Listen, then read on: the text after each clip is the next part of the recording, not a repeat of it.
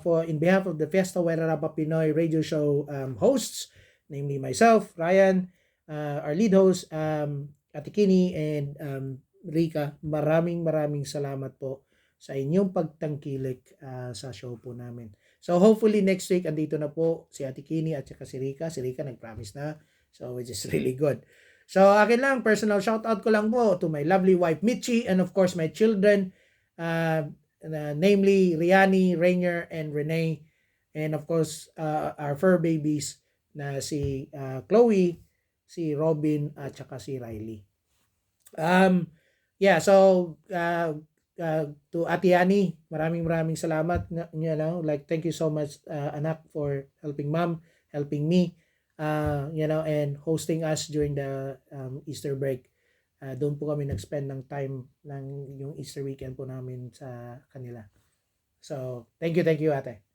Right, so that ends our show for today. So, yung mga what will happen now is yung mga yung riddle ipopost ko na for you to answer on our Facebook page.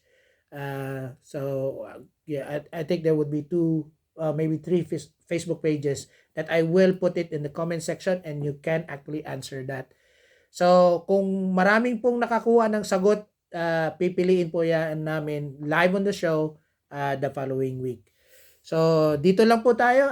This is your host, Ryan Soriano. Maraming salamat uli sa inyong lahat. And see you next week. See you this Saturday pala sa liga po natin. So our final song, ito paborito ko to. Lagi ko tong pinapatugtog pag ako lang mag-isa. And this is also this also has an English title. This is from Lola Amor, Raining in Manila. So thanks guys. See you next week.